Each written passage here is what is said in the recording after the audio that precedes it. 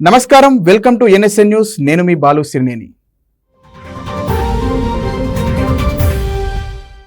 Mining వ్యవహారంలో ప్రభుత్వానికి Patancheru BRS MLA Gudem Mahipal Reddy, ఆయన సోదరుడు మధుసూదన్ రెడ్డి 39 కోట్ల నష్టం కలిగించినట్లు ఈడీ అధికారులు గుర్తించారు. మొత్తం 300 కోట్ల మేర అక్రమాలు జరిగినట్లు వెల్లడించారు. పటాన్చేరు బీఆర్ఎస్ ఎమ్మెల్యే గూడెం మహిపాల్ రెడ్డి, ఆయన సోదరుడు మధుసూదన్ రెడ్డిలు మైనింగ్ వ్యవహారంలో ప్రభుత్వానికి 39 కోట్ల నష్టం కలిగించారని ఈడీ అధికారులు తెలిపారు. ఈ వ్యవహారంలో ఇప్పటి వరకు 300 కోట్లకు పైగా అక్రమాలు జరిగినట్లు గుర్తించారు. సంతోష్ శాండ్, సంతోష్ గ్రానైట్ కంపెనీల ద్వారా అక్రమాలు కొనసాగించారని ఈడీ పేర్కొంది. మైనింగ్ పేరుతో పెద్ద ఎత్తున అక్రమాలకు పాల్పడ్డారనే సమాచారంపై మహిపాల్ రెడ్డి సోదరులు నివాసాల్లో సోదాలు నిర్వహించిన ఈడీ 19 లక్షల రూపాయలు గుర్తించింది. ఈ మేరకు ఎమ్మెల్యే మహిపాల్ రెడ్డి, ఆయన సోదరుడి నివాసాల్లో జరిగిన సోదాలపై ఈడీ ప్రకటన విడుదల చేసింది. బ్యాంకు ఖాతాల్లో కూడా అక్రమ లావాదేవీలను గుర్తించామని, అక్రమ మార్గంలో డబ్బు మొత్తాన్ని స్థిరాస్తి రంగంలో పెట్టుబడులుగా పెట్టినట్లు వివరించింది. బినామీ పేర్లతో లావాదేవీలను ఈడీ గుర్తించింది.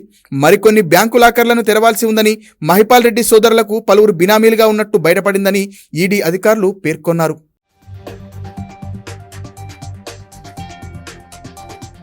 రాష్ట్రంలో ఉపాధ్యాయ ఖాళీల భర్తీకి వచ్చే నెల 17వ తేదీ నుంచి నిర్వహించనున్న డిఎస్సికి 2,79,956 దరఖాస్తులు అందాయి.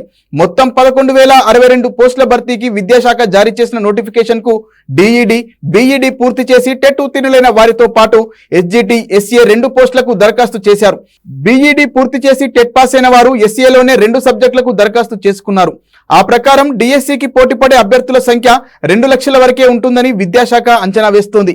అత్యధికంగా హైదరాబాద్ జిల్లా నుంచి 27,027, నల్గొండ నుంచి 15,610 దరఖాస్తులు అందాయి. నాన్ లోకల్ కోటా కింద ఇతర జిల్లాల వారు సైతం హైదరాబాద్ జిల్లాలో పెద్ద ఎత్తున దరఖాస్తు చేయడంతో ఆ జిల్లాలో అధికంగా దరఖాస్తులు అందాయని భావిస్తున్నారు.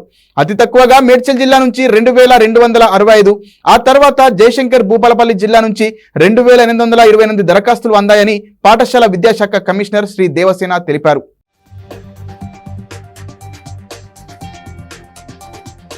హైదరాబాద్ పాతబస్తీలో ఇటీవల వరుస హత్యల నేపథ్యంలో పోలీసులు అప్రమత్తమయ్యారు. తనిఖీలు ముమ్మరం చేశారు. South zone, west zone, south east, south west జోన్లలోని అన్ని ఠాణా పరిధిలో విస్తృతంగా తనిఖీలు నిర్వహించారు. హుమాయూన్ నగర్, టోలీ చౌకీ, ఆసిఫ్ నగర్, మల్లేపల్లి, హబీబ్ నగర్, ఫస్ట్ లాన్సర్లో తనిఖీలు చేశారు. రాత్రి అవారాగా తిరుగుతున్న వారిని ఆపి వివరాలు తీసుకున్నారు. సరైన సమాధానం చెప్పని వారిని ఠాణాలకు తరలించారు. ద్విచక్ర వాహనాలపై గుంపులుగా సంచరిస్తున్న వారిని హెచ్చరించారు. దీంతో పాటు సమయానికి మించి దుకాణాలు నిర్వహిస్తున్న వారికి హెచ్చరికలు జారీ చేశారు. టోలీ చౌకీలోని ఓ పాన్ షాప్ లో నిషేధిత గుట్కా ప్యాకెట్లు దొరికాయి. పాన్ షాప్ ను సీజ్ చేసి దుకాణదారుని అదుపులోకి తీసుకున్నారు.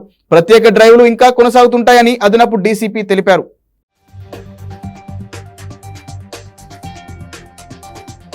మేడ్చల్ జిల్లా సూరారం పోలీస్ స్టేషన్ లో సిఐ వెంకటేశం 1,00,000 రూపాయలు లంచం తీసుకుంటుండగా ఏసీబీ అధికారులు చాకచక్యంగా పట్టుకున్నారు.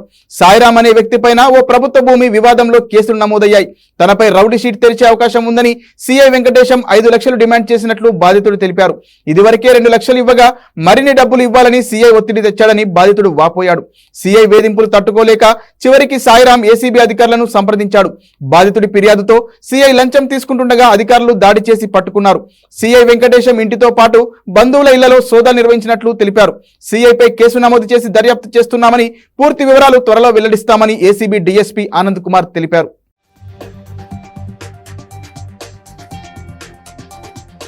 గత ప్రభుత్వంలో వస్తాయని ఆశించిన డబుల్ బెడ్రూమ్ ఇల్లు రాలేదని, కాంగ్రెస్ ప్రభుత్వంలోనైనా తమకు ఇల్లు కేటాయించాలని హైదరాబాద్ లో మహిళలు ధర్నాకు దిగారు. మియాపూర్లో 100-101 సర్వే నెంబర్లోని ప్రభుత్వ భూమిలో తమకు డబుల్ బెడ్రూమ్ స్థలం కేటాయించాలని సమీప ప్రాంతాల మహిళలు తరలి వచ్చారు. స్థలాలు ఇచ్చేంత వరకు మౌన పోరాటం ఆగదని ఫ్లెక్సీ ఏర్పాటు చేసి నిరసనకు దిగారు. పోలీసు బందోబస్తుతో ఘటనా స్థలానికి హెచ్ఎండిఏ అధికారులు చేరుకున్నారు. మహిళలకు నచ్చజెప్పడంతో వారు ఆందోళన విరమించారు. అక్కడి నుంచి శ్రీలింగంపల్లి తహసీల్దార్ కార్యాలయానికి వెళ్లి రోడ్డుపై బైఠాయించారు. మియాపూర్ స్టాలిన్ నగర్ లో సుమారు 500 ఎకరాల భూమి ఉంది. ఈ స్థలంపై కొన్నేళ్లుగా కోర్టులో కేసు విచారణ జరుగుతోంది. ఇప్పటికే భూమిని ఆక్రమించేందుకు వచ్చిన కొంతమందిపై పోలీసులు కేసులు కూడా నమోదు చేశారు.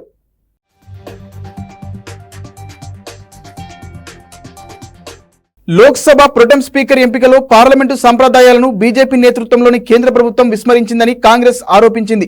స్పీకర్ ఎంపిక పట్ల కాంగ్రెస్ చేసిన ఆరోపణలను పార్లమెంటరీ వ్యవహారాల శాఖ మంత్రి కిరణ్ రిజిజు తిప్పికొట్టారు. లోక్సభ ప్రొటెం స్పీకర్ ఎంపిక అంశమై బీజేపీ పార్లమెంటు సంప్రదాయాలను బీజేపీ నేతృత్వంలోని కేంద్ర ప్రభుత్వం విస్మరించిందని కాంగ్రెస్ ఆరోపించింది. కాంగ్రెస్ చేసిన ఆరోపణలను పార్లమెంటరీ వ్యవహారాల శాఖ మంత్రి కిరణ్ రిజిజు తిప్పికొట్టారు. ప్రస్తుతం దిగువ సభకు అత్యధిక కాలం నిరంతరాయంగా ప్రాతినిధ్యం వహిస్తున్న ఎంపీ భర్తృహరి మమతాబేన్ అని తెలిపారు. అందుకే ఆయన ప్రొటెం స్పీకర్ గా ఎంపికయ్యారని కిరణ్ చెప్పారు. బీజేపీ నేత అయిన భర్తృహరి వరుసగా 7 సార్లు ఎంపీగా గెలిచిన సంగతిని గుర్తు చేశారు. కాంగ్రెస్ ఎంపీ సురేష్ కొడుక్కునిల్ లోక్సభకు 8 సార్లు ఎన్నికైనప్పటికీ 1998, 2004లలో ఆయన ఓడిపోయారని తెలిపారు. ఆయన వరుసగా విజయం సాధించింది 4 సార్లేనని పేర్కొన్నారు. అందువల్ల ప్రొటెం స్పీకర్ పదవిని చేపట్టే అర్హత సురేష్ కు లేదని కిరణ్ రిజిజు స్పష్టం చేశారు. 17వ లోక్సభలో అత్యధిక సార్లు ఎన్నికైన ఎంపీగా మేనకా గాంధీ ఉన్నప్పటికీ వరుసగా అత్యధిక సార్లు ఎన్నికైన వీరేంద్ర కుమార్నే ప్రొటెం స్పీకర్ గా ఎంపిక చేసిన సంగతి గుర్తు చేశారు. సభా సంప్రదాయాలను విస్మరించిన చరిత్ర కాంగ్రెస్ దేనని కిరణ్ రిజిజు విమర్శించారు.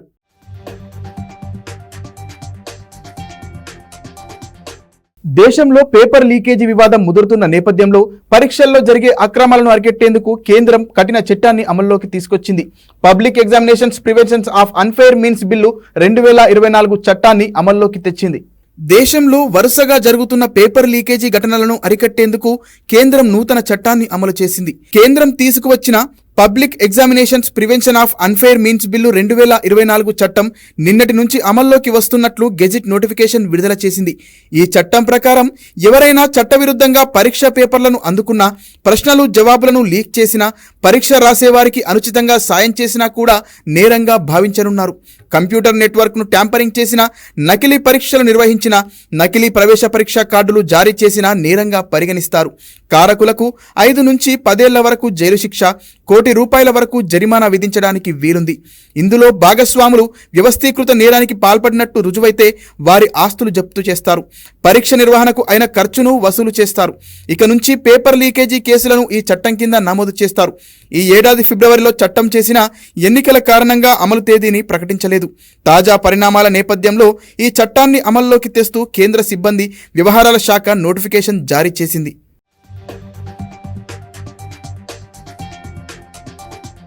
విజయవాడలో బీసీ సంక్షేమ బాలుర వసతి గృహాన్ని ఆ శాఖ మంత్రి సవిత ఆకస్మికంగా తనిఖీ చేశారు. విద్యార్థులతో కలిసి భోజనం చేశారు. మౌలిక సదుపాయాలపై విద్యార్థులను వివరాలు అడిగి తెలుసుకున్నారు. హాస్టల్ పరిసరాలను, భోజనశాల, వంటగదులను పరిశీలించారు. విద్యార్థులకు అందిస్తున్న భోజనంలో నాణ్యత లేకపోవడంతో వార్డెన్పై ఆగ్రహం వ్యక్తం చేశారు.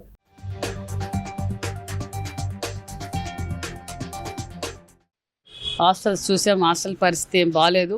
ఇంకా మెయింటెనెన్స్ చాలా ఉంది. అదేవిధంగా పిల్లలు కూడా చాలా ఇబ్బంది పడుతున్నారు.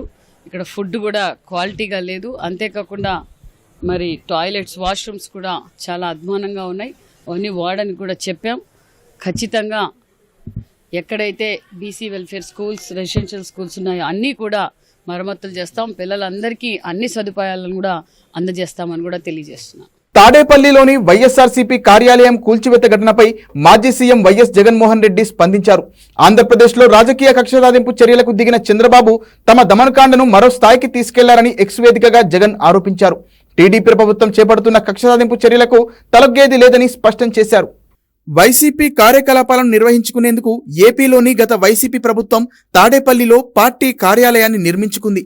తాజాగా అధికారంలోకి వచ్చిన కూటమి ప్రభుత్వం నిబంధనలకు విరుద్ధంగా వైసీపీ కార్యాలయం నిర్మించారంటూ కూల్చివేశారు. కార్యాలయం కూల్చివేతపై ఏపీ మాజీ సీఎం జగన్ ఎక్స్ వేదికగా స్పందించారు.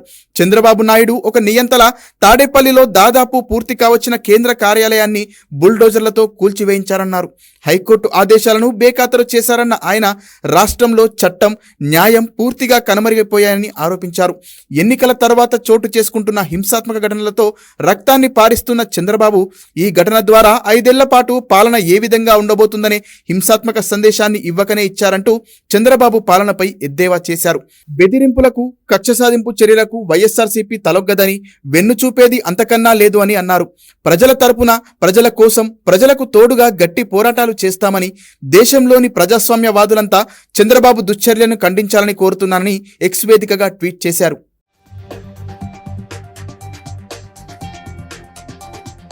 కూటమి ప్రభుత్వం శాసనసభను హుందాగా నడుపుతుందని రవాణా శాఖ మంత్రి మండిమిల్లి రాంప్రసాద్ రెడ్డి అన్నారు. ప్రతిపక్ష హోదా లేకపోయినా జగన్ కు తామిచ్చిన గౌరవమే దానికి నిదర్శనమని ఆయన తెలిపారు. మంత్రిగా బాధ్యతలు చేపట్టిన మొదటి రోజు ఏ విధంగా అయితే పనిచేశామో ఆఖరి రోజు వరకు అంతే పనిచేస్తామని రాంప్రసాద్ రెడ్డి స్పష్టం చేశారు.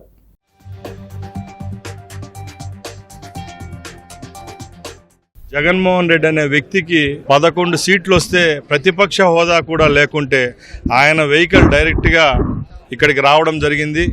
అందరికంటే ముందుగా ప్రతిపక్ష నాయకునికి ఏ విధమైన గౌరవం ఇస్తారో ఆ గౌరవం ఇచ్చి ఆయన అక్కడ ప్రమాణం చేయడం జరిగింది. అంటే దీనికి ఒకటే మీరు గమనించాలా, అహంకారానికి మంచితనానికి తేడా ఇక్కడే గమనించారు. ఏ విధంగా ఈ ప్రభుత్వం ఈ రోజు అసెంబ్లీలో వ్యవహరించిందో రాబోయే 5 సంవత్సరాల్లో కూడా ప్రతిపక్షాలైతేనే పాలక పక్షాలతోనైతే సత్సంబంధాలు ఉంటాయి. మంచిగా ఈ రాష్ట్రాన్ని అభివృద్ధి పదంలో నడిపించే విధంగానే ఈ రాష్ట్ర ప్రభుత్వం మా మంత్రివర్గం పనిచేస్తుంది. జనసేన అధినేత పిఠాపురం ఎమ్మెల్యే పవన్ కళ్యాణ్ పై అభిమానంతో మాటలు రాని ఓ వ్యక్తి అయోధ్యకు సైకిల్ యాత్ర చేపట్టారు. అనకాపల్లి జిల్లా పొట్టిదొరవానిపాలెకు చెందిన వెంకట్రావుకు చిన్నప్పటి నుంచే మాటలు రాలేదు. బైక్ మెకానిక్ గా పనిచేస్తున్నాడు. పవన్ కళ్యాణ్ అంటే అభిమానం. పవన్ అసెంబ్లీలోకి అడుగు పెడితే అయోధ్యకు వస్తానని మొక్కుకున్నాడు. పవన్ అసెంబ్లీలో ప్రమాణం చేయడంతో సైకిల్ పై అయోధ్యకు పయనమయ్యారు. పాడేరులో వెంకట్రావుకు స్థానిక పవన్ అభిమానులు సంఘీభావం తెలిపారు.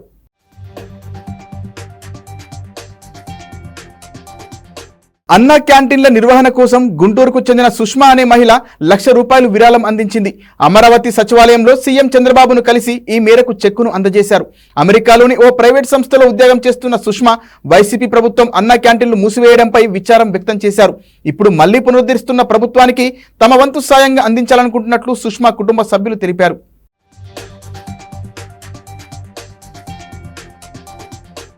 స్కేటింగ్ తో రకరకాల విన్యాసాలు చేస్తూ రికార్డులు సృష్టిస్తోంది 7 ఏళ్ల ధన్విక. పశ్చిమ గోదావరి జిల్లా అలంపురానికి చెందిన ధన్విక స్కేటింగ్ లో మల్టీ టాస్కింగ్ ప్రారంభించింది. తల మీద 2 చేతులపై కుండలు పెట్టుకుని అందులో మంట వెలిగించుకొని స్కేటింగ్ చేసింది. దానితో పాటు రివర్స్ స్కేటింగ్ తో చూపర్లను అబ్బురపరిచింది. మధ్యలో కర్రసాము చేసింది. బాస్కెట్ బాల్ ఆడింది. ఒంటిపై ట్యూబ్ లైట్లు పగలగొట్టించుకుంది. ఇలా తణుకు నుంచి సిద్ధాంతం వరకు 18 కిలోమీటర్లు వివిధ రకాల విన్యాసాలతో ధన్విక స్కేటింగ్ చేసింది. అంతర్జాతీయ genius book, wonder book of రికార్డులో చోటు దక్కించుకుంది.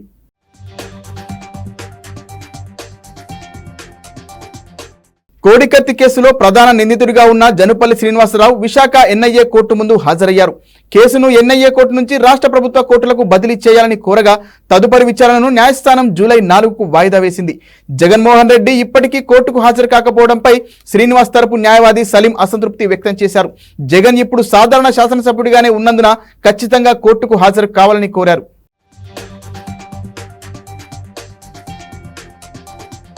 భారతీయ మూలాలున్న సంపన్న హిందూజా గ్రూప్ కుటుంబ సభ్యులైన 4గురికి స్విట్జర్లాండ్లోని జెనీవా కోర్టు జైలు శిక్ష విధించింది. ఇంటి పని వారికి తక్కువ వేతనాలు ఇవ్వడంతో పాటు వేధింపులకు గురి చేశారనే ఆరోపణలపై విచారణ జరిపిన న్యాయస్థానం తీర్పు వెలువరించింది. మానవ అక్రమ రవాణాకు పాల్పడుతున్నారనే తీవ్రమైన నేరారోపణలను తోసిపుచ్చింది. తమ ఇళ్లల్లో పనిచేస్తున్న వారికి తక్కువ వేతనం ఇస్తూ వేధింపులకు పాల్పడుతున్నారంటూ వచ్చిన ఆరోపణలపై స్విట్జర్లాండ్లోని జెనీవా కోర్టు విచారణ జరిపింది. ఈ కేసులో దోషులుగా తేలిన భారతీయ మూలాలున్న సంపన్న హిందూజా గ్రూప్ కుటుంబ సభ్యులైన 4గురికి జెనీవా కోర్టు జైలు శిక్ష విధించింది. మానవ అక్రమ రవాణాకు పాల్పడుతున్నారనే తీవ్రమైన నేరారోపణలను తోసిపుచ్చింది. 4 నుంచి 4.5 ఏళ్ల పాటు జైలు శిక్ష పడిన వారిలో ప్రకాష్ హిందూజా, ఆయన భార్య కమల్, కుమారుడు అజయ్, కోడలు నమ్రత ఉన్నారు. నిరక్షరాస్యులైన భారతీయులను తీసుకొచ్చి జెనీవాలోని తమ విలాసవంతమైన విల్లాలో సేవకులుగా నియమించుకున్నారని తెలిపింది. వారి పాస్పోర్టులను ప్రకాష్ హిందూజా కుటుంబం తీసేసుకుందని ప్రాసిక్యూషన్ ఆరోపించింది. వేతనాలను స్విస్ కరెన్సీలో కాకుండా రూపాయల్లో చెల్లిస్తున్నారని, అది కూడా సేవకుల చేతికి ఇవ్వకుండా భారత్లోని వారు బ్యాంకు ఖాతాల్లో జమ చేస్తున్నారని తెలిపింది. రోజుకు 18 గంటలకు పైగా పని చేయించుకోవడం, తగు విశ్రాంత సమయాన్ని ఇవ్వకపోవడం, విల్లాని వదిలి వెళ్లడానికి అనుమతించకపోవడం వంటి నేరారోపణలు మోపింది. తీర్పు సమయంలో 4గురు కోర్టులో లేరు. వారి మేనేజర్ హాజరయ్యారు. అతనికి 18 నెలలు జైలు శిక్ష విధించినప్పటికీ అమలు చేయకుండా నిలిపివేసింది. ఈ తీర్పును ఉన్నత న్యాయస్థానంలో సవాల్ చేస్తామని ప్రకాష్ హిందూజా తరపు న్యాయవాది తెలిపారు.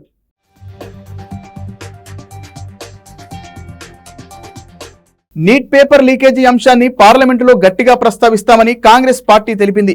నీట్ ప్రశ్నపత్రం లీకేజీ కుంభకోణాన్ని స్వయంగా పార్లమెంటులో లేవనెత్తి విద్యార్థులకు న్యాయం జరిగేలా కేంద్రంపై ఒత్తిడి తీసుకొస్తానని ఆ పార్టీ అగ్రనేత రాహుల్ గాంధీ తెలిపారు. దేశవ్యాప్తంగా సంచలనం సృష్టించిన నీట్ పరీక్ష పేపర్ లీకేజీపై కాంగ్రెస్ అగ్రనేత ఘాటుగా స్పందించారు.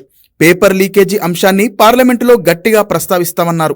నీట్ పేపర్ లీకేజీపై నిరసనలు జరుగుతున్న వేళ విద్యార్థులు వారి తల్లిదండ్రులతో రాహుల్ సమావేశమయ్యారు.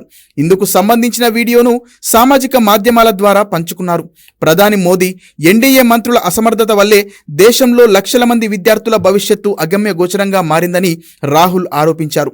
ఇలాంటి కుంభకోణాల కారణంగా విద్యార్థులు వారి విలువైన సమయాన్ని కోల్పోతున్నారని మండిపడ్డారు. పేపర్ లీకేజీలు విద్యార్థుల మానసిక ఆరోగ్యంపై తీవ్ర ప్రభావం చూపుతోందన్నారు. వీటికి వ్యతిరేకంగా పోరాటం చేసి యువతకు అండగా ఉంటామని రాహుల్ హామీ ఇచ్చారు. 7 ఏళ్లలో 70 ప్రశ్నపత్రాలను లీక్ చేశారని కాంగ్రెస్ అధ్యక్షుడు మల్లికార్జున ఖర్గే ఎక్స్ ద్వారా ఆరోపించారు. 2 కోట్ల మంది యువత భవిష్యత్తును బీజేపీ నాశనం చేసిందని ఆరోపించారు. ప్రపంచంలో అత్యధికంగా యువత ఉన్న భారత్లో యువత నైపుణ్యాన్ని పెంచాల్సిన బీజేపీ ప్రభుత్వం వారిని మరింత బలహీనపరుస్తుందని ఆ పార్టీ ప్రధాన కార్యదర్శి ప్రియాంక గాంధీ అన్నారు. బీజేపీ అవినీతి దేశాన్ని నిర్వీర్యం చేస్తుందని ఆరోపించారు.